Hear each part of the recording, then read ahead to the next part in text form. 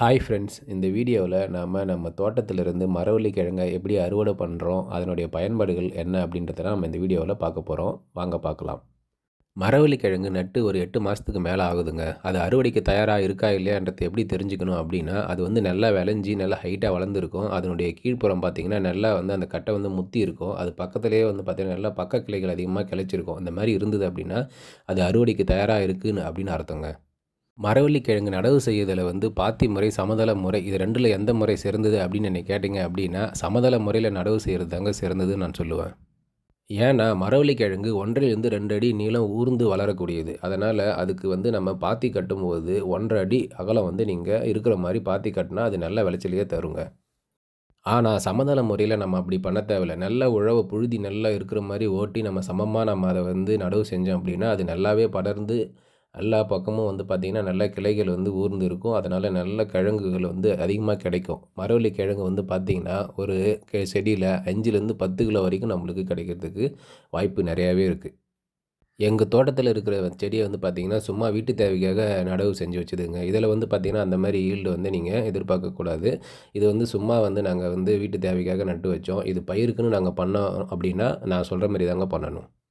நம்ம தோட்டத்தில் இருக்கிற மரவள்ளி கிழங்கு வந்து பார்த்திங்கன்னா, அது கிளைக்கிறதுக்கு இடம் வசதி இல்லாமல் அது வந்து பார்த்திங்கன்னா, அது வந்து பனங்கா மாதிரி உருண்டையாக வந்துச்சுங்க. அதை நீங்களே பாருங்கள்.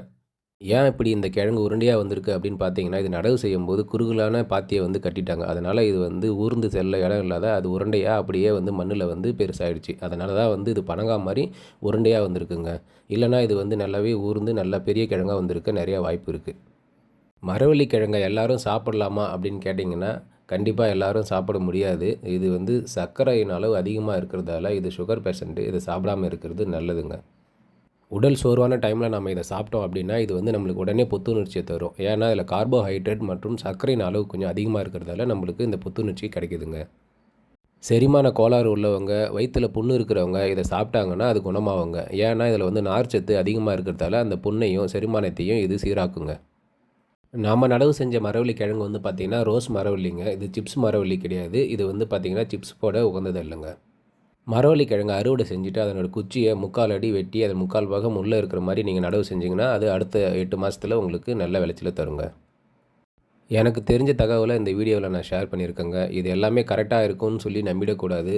ஏன் அப்படி சொல்கிறேன்னா, எப்பொருள் யாரார் வாய் கேட்பினும் அப்பொருள் மெய்ப்பொருள் காண்பது அறிவு. அதனால் இதை அறிஞ்சிட்டு நீங்கள் அதை வந்து யூஸ் பண்ணுங்கள். ஓகே ஃப்ரெண்ட்ஸ், இந்த வீடியோ உங்களுக்கு பயனுள்ளதாக இருக்கும்னு நான் நம்புகிறேன். இந்த வீடியோ உங்களுக்கு பிடிச்சிருந்தா மறக்காமல் நம்ம சேனலை சப்போர்ட் பண்ணுங்கள். அது மட்டும் இல்லைங்க, சப்ஸ்கிரைப் பண்ணுங்கள், கமெண்ட் பண்ணுங்கள், லைக் பண்ணுங்கள். அப்படியே பெல் ஐக்கானையும் கிளிக் பண்ணிக்கோங்க. தேங்க்யூ. பாய்.